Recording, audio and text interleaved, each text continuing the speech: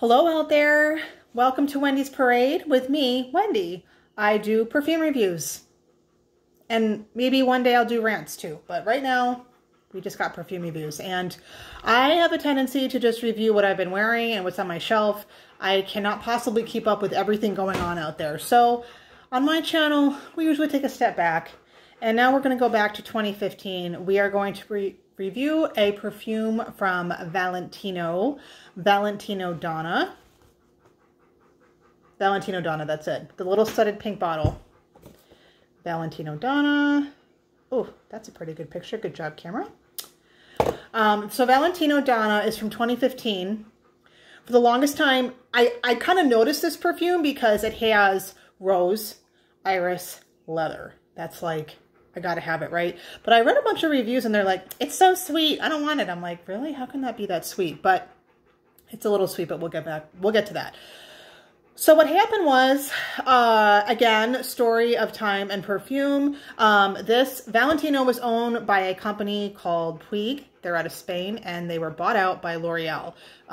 Incidentally, Prada also used to be owned by Puig and L'Oreal bought them out as well. And also since then, I have really not been interested in Prada. Not because I'm completely against L'Oreal. I just don't think they've done anything that's interesting. And they've also done nothing in my price range. So there's that. So moving on, eventually, you know, the time comes and these things, and I shit you not, these were being sold for like $32. I got a brand new boxed, this is brand new and boxed. Like I got it maybe a year or two ago for $32. Now you can't even find them. And if you do, they're really expensive. So I have no idea what this smells like now. So just to be clear, I am reviewing technically a vintage version of Valentino Donna. The new one is a lot sweeter. I've even seen a perfume list that has like praline and like really, really sweet notes. So I don't think that L'Oreal kept true to what the perfume smells like. And why? This is a really pretty perfume. Can't you just keep it? You can make something new and put praline in it, or just use La Vie Belle. Anyway, so yeah, like I was saying, iris, rose, and leather. That it really opens up. It's funny because I feel like the base notes are like, they like travel to the top as soon as you put it on. There's a lot of very rich, like it smells like a tea, like the Earl Grey tea, the bergamot. So it has like bergamot, like vanilla ice cream and leather. And as soon as you spray it out, it kind of smells like that. So it smells a little bit dry and a little bit luminous with like the bergamot essential oil. And then it kind of settles on your skin and it gets very, very rosy. And the rose, the longer you have it on, the rose, it smells like raspberry rose, and then it smells like peachy rose, especially peach as it dries out on your skin. So the rose, it's sweet and pretty and very what I consider to be desserty. And I like that. Not everything has to, I have plenty of serious like midnight roses. So I really like that. Along with the iris. Now, I mentioned that there's a leather note in here, and I don't find this to be very leathery beyond like the first couple of minutes. What I think, this is what I think that sometimes iris can smell leathery. And I think that there's just this undertone of like suede, like a grounding earthy note, that sort of thing.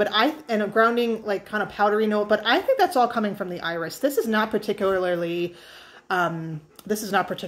leathery to me, but it does have a nice kind of serious side to it, I think, because of the iris. Now, as this wears down, the rose stays for quite a bit. It gets richer and sweeter. It is sweet. It's a sweet rose. First, it's full of raspberry, like I said, and then it really dries down into peach, and then eventually the rose disappears, and then it really dries down into like patchouli. It's like a peachy, fruity, slightly ambery patchouli.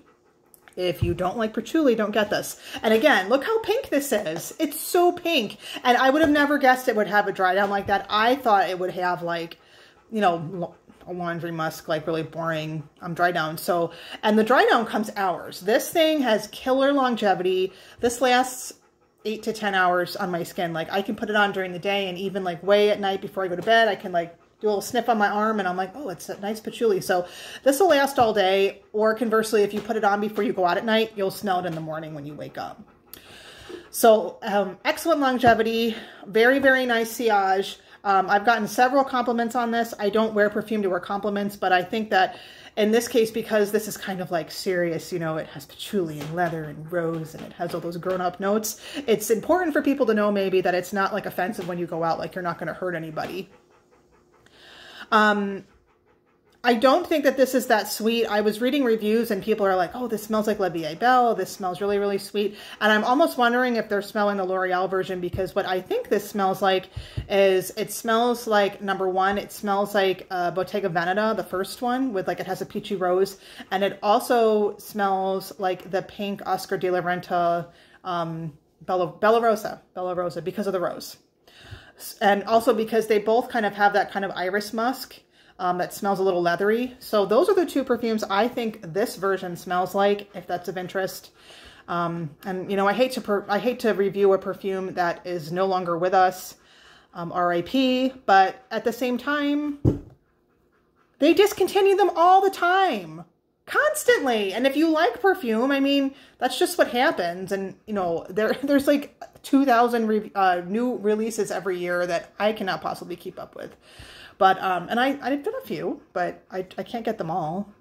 And, you know, I'm just a very low-tech old lady talking about perfume, so no one's going to send them to me, nor do I want them to. So I'm not saying that, but I'm kind of off on a tangent here. But anyway, if you are able, if that sounds good to you and this falls in your lap, I think this is an excellent perfume.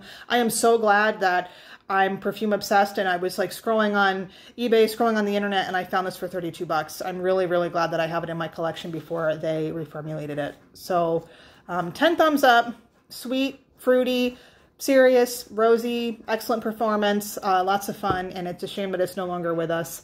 Anyway, that's pretty much all I have to say about Valentino Donna. That's just something I've been wearing a lot. Oh, and it's summertime. This wears really nice in the summer. I think it's a little sweeter in the summer, like the fruity raspberry peach notes come out a little bit more. And in the wintertime, more of the iris and the darker aspects of the rose come out. So it does wear a little differently, but I think it's really good in either type of weather. And okay, now I'm really done. Now I'm done for real. And this is my review of Valentino Donna from 2015, the Puig version. And, okay, I'm not done. If you're looking for vintage, it'll say who makes it. It says, under license from Valentino Antonio Puig, Barcelona.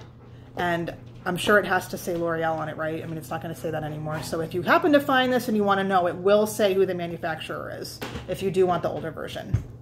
Okay, now I'm done for real. Anyway, let me know if you like this or if you have any comments, concerns, questions. And that's it for now from Wendy's Parade. Thank you.